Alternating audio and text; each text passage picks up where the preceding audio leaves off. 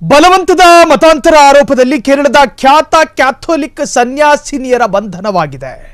ಬಲವಂತದ ಧಾರ್ಮಿಕ ಮತಾಂತರ ಆರೋಪದಲ್ಲಿ ಮಲಯಾಳಿ ಸನ್ಯಾಸಿನಿಗಳ ಅರೆಸ್ಟ್ ಅನ್ನೋ ಮಾಹಿತಿ. ಮತಾಂತರ ಆರೋಪ, ಕೇರಳದ ಖ್ಯಾತ ಕ್ಯಾಥೋಲಿಕ್ ಸನ್ಯಾಸಿನಿಯರ ಬಂಧನ, ಬಲವಂತದ ಧಾರ್ಮಿಕ ಮತಾಂತರ ಆರೋಪ, ಮಲಯಾಳಿ ಸನ್ಯಾಸಿಗಳ ಅರೆಸ್ಟ್ ಆಗಿರೋ ಬಗ್ಗೆ ಮಲಬಾರ್ ಚರ್ಚಿನ Assisi sisters of Mary Immaculate ಅದರ ಸದಸ್ಯರಾಗಿದ್ದವರು ಸಿಸ್ಟರ್ ವಂದನಾ ಮತ್ತು ಪ್ರೀತಾ ಬಂಧಿತರು ಎಂದು ಹೇಳಲಾಗ್ತಿದೆ. ಛತ್ತೀಸ್ಗಢದಲ್ಲಿ ನಡೆದಿರತಕ್ಕಂತಹ ಘಟನೆ ಇದು. ಆಗ್ರಾದ ಫಾತಿಮಾ ಆಸ್ಪತ್ರೆಯಲ್ಲಿ ಕೆಲಸ ಮಾಡ್ತಿದ್ದಂತಹ ಕ್ರೈಸ್ತ ಸನ್ಯಾಸಿನಿಯರು ಕೆಲ ಯುವತಿಯರೊಂದಿಗೆ ಛತ್ತೀಸ್ಗಢಕ್ಕೆ ರೈಲಿನಲ್ಲಿ ಪ್ರಯಾಣ ಮಾಡ್ತಾ ಇದ್ರು. ರೈಲ್ವೆ ಪರೀಕ್ಷಕ ಅರ್ಥಾತ್ ಟಿಟಿ ಅಂತ ಏನು ಕರೀತೀವೋ ಸನ್ಯಾಸಿಯನ್ನ ವಿಚಾರಿಸಿ ಮಾತನಾಡುವಾಗ ಆ ಸನ್ಯಾಸಿಯರ ಗುಂಪನ್ನ ಪ್ರಶ್ನೆ ಮಾಡಿದ್ದ ಪರೀಕ್ಷಕ ಆತ ನೇರವಾಗಿ ಬಜರಂಗ ದಳ ಸಂಘಟನೆಗೆ ಮಾಹಿತಿ ಕೊಡ್ತಾನೆ. ಎರಡು ಕ್ರೈಸ್ತ ಸನ್ಯಾಸಿನಿಯರು ಒಂದಷ್ಟು ಯುವತಿಯರ ಜೊತೆ ರೈಲಿನಲ್ಲಿ ಪ್ರಯಾಣ ಮಾಡ್ತಾ ಇದ್ದಾರೆ, ನೀವು ಬಂದ್ರೆ ಒಳ್ಳೇದಿತ್ತು ಅನ್ನುವಂತಹ ಒಂದು ಅಭಿಪ್ರಾಯ. ಅದರನ್ವಯ ಬಜರಂಗ ದಳದ ಗುಂಪಿನ ಒಂದಷ್ಟು ಕಾರ್ಯಕರ್ತರು ರೈಲಿಗೆ ಬಂದು ಅವರನ್ನ ತಡೆದು ಬಲವಂತವಾಗಿ ಕೆಳಗಿಳಿಸಲಾಗಿದೆ ಎನ್ನುವಂತಹ ಆರೋಪ ಇದೆ. ಇನ್ನು ಸನ್ಯಾಸಿನಿಯರ ಜೊತೆಯಲ್ಲಿದ್ದಂತಹ ಯುವತಿಯರು ಅಂಗಲಾಚಿ ಬೇಡಿಕೊಂಡರೂ ಕೂಡ ಅವರನ್ನ ಠಾಣೆಗೆ ಕರ್ಕೊಂಡು ಹೋಗಲಾಗಿದೆ ಎನ್ನುವಂತ ಆರೋಪ. ನಮ್ಮ ಪೋಷಕರ ಸಮ್ಮತಿಯೊಂದಿಗೆ ನಾವು ಸಿಸ್ಟರ್ಗಳ ಜೊತೆ ಹೋಗ್ತಾ ಇದ್ದೀವಿ ಅಂತ ಹೇಳಿ ಆ ಯುವತಿಯರು ಹೇಳ್ಕೊಂಡ್ರು ಬೇಡ್ಕೊಂಡ್ರು ಕೂಡ ಬಜರಂಗ ದಳದವರು ಅವರನ್ನ ಬಿಡಲಿಲ್ಲ. ಅವರನ್ನ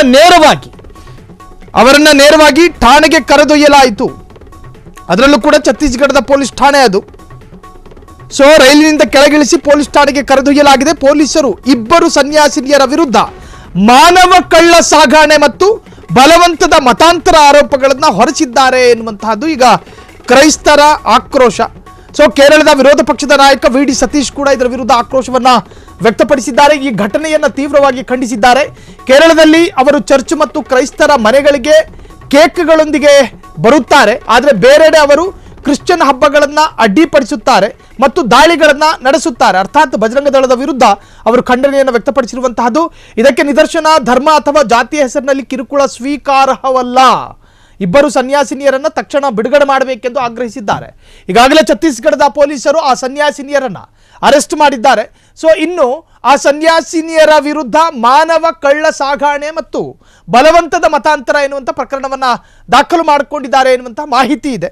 ಒಟ್ಟಾರೆ ಮಲಯಾಳಿ ಕ್ರೈಸ್ತ ಸನ್ಯಾಸಿನಿಯರ ಬಂಧನದ ಹಿನ್ನೆಲೆ ಈಗ ಆಕ್ರೋಶವು ಕೂಡ ಭುಗಿಲೆದ್ದಿದೆ.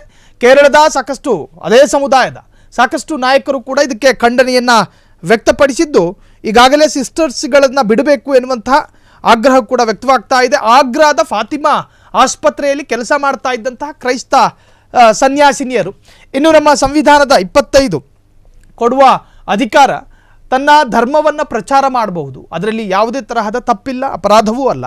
ಆದರೆ ಬಲವಂತದ ಮತಾಂತರ ಅಪರಾಧ ಆಗುತ್ತೆ. ನಮ್ಮ ಭಾರತದ ಸಂವಿಧಾನದ ಆಧಾರದಲ್ಲಿ ಬಲವಂತದ ಮತಾಂತರ ಅಥವಾ ಆಮಿಷ ಒಡ್ಡಿ ತನ್ನ ಧರ್ಮಕ್ಕೆ ಬರಮಾಡಿಕೊಳ್ಳುವುದು ಇದೆಲ್ಲವೂ ಕೂಡ ಅಪರಾಧ. ಆದರೆ ಇವರುಗಳ ಜೊತೆಯಲ್ಲಿದ್ದಂತಹ ಯುವತಿಯರು ನಮ್ಮ ಪೋಷಕರ ಅನುಮತಿಯ ಮೇರೆಗೆ ನಾವು ಇವ್ರ ಜೊತೆ ಹೋಗ್ತಾ ಇದ್ದೀವಿ ಅಂತ ಹೇಳ್ಕೊಂಡ್ರು ಕೂಡ ಇವರನ್ನ ಬಿಡದ ಬಜರಂಗ ದಳದ ಕಾರ್ಯಕರ್ತರು ಅವರನ್ನ ನೇರವಾಗಿ ಠಾಣೆಗೆ ಕರೆದೊಯ್ದ್ರು ಎನ್ನುವಂಥ ಆರೋಪವು ಕೂಡ ಈ ಒಂದು ಪ್ರಕರಣದಲ್ಲಿ ಕೇಳಿ ಬರ್ತಾ ಇದೆ. ಸೊ ಈಗಾಗಲೇ ಪೋಷಕರ ಸಮ್ಮತಿಯಿಂದಲೇ ಅವರ ಜೊತೆ ರೈಲು ಪ್ರಯಾಣ ಮಾಡ್ತಾ ಇದ್ರು ಎನ್ನುವಂತಹ ಮಾಹಿತಿ ಇದೆ. ಸನ್ಯಾಸಿನಿಯರ ಬಂಧನದ ಬೆನ್ನಲ್ಲೇ ವ್ಯಾಪಕ ಆಕ್ರೋಶವು ಕೂಡ ವ್ಯಕ್ತವಾಗಿರುವಂತಹದ್ದು. ಅದರಲ್ಲೂ